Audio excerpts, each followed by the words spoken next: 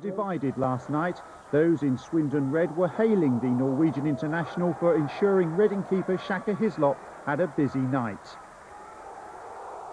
Those in Reading Blue saw defender Darius Wdowczyk booked for this first-half tackle on Fjortoft, while claiming the striker went unpunished for leaning and backing into his markers. One thing wasn't in question, the threat he posed.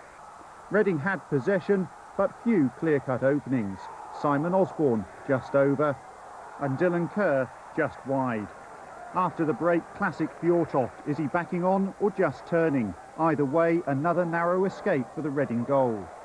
In Swindon's best spell, the Reading keeper denied Joey Beecham's shot and Fjortoft following in. Then the decisive moment. Once again, Fjortoft tangling with Wdowczyk.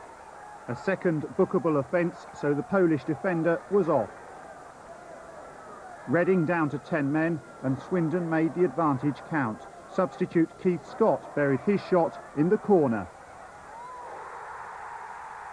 Swindon were celebrating. Reading kept the ball moving but lacked a cutting edge and missed out on the points they may have taken with 11 men. The Reading manager felt Fjortoft had been treated leniently by the officials. We felt very aggrieved. We felt the lad was offside. We felt he fouled Darius and ADRIAN Williams all night. I've seen the lad playing a few times.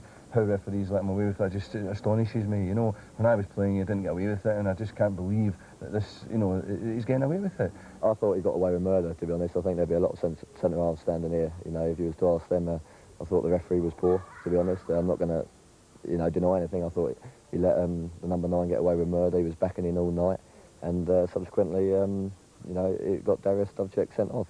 Was it a fair result? Yeah, I think we had the chances. I thought Reading in the first half caused us a few threats on breakaways and Gilks's pace, and he's always going to be a danger. And the young left back had a good shot, but really, they never really hurt us. They never got behind us. You thought it was a fair result? Well, I'm astonished to hear that. I mean, I thought that at the very least it was a draw. I mean, I think that we didn't create an awful lot of chances. We didn't have a lot of penetration, but I thought we were as good, every bit as good as them. It was a very important result for us tonight. I mean, a draw would have been a good result because both teams are at the top part of the league. But you know, we were really wanting 3 points because we've had 2 good draws. We've actually outplayed teams more than tonight and only drawn. Where Swindon's own Scarlet Pimpernel, Jan Fjortoft, led the Reading defence a rare old dance. He was on red-hot form, bursting with energy, trying everything to get a goal.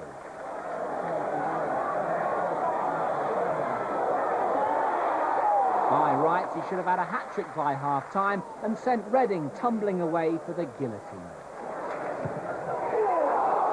He didn't, and they kept their heads long enough to give the Swindon defence a bit of a shake.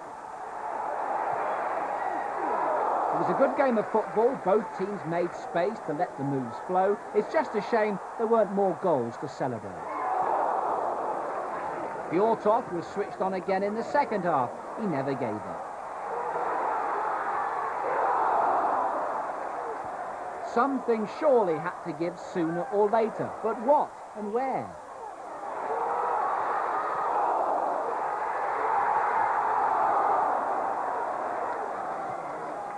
Reading had a man sent off. Wdowczyk got 2 bookings.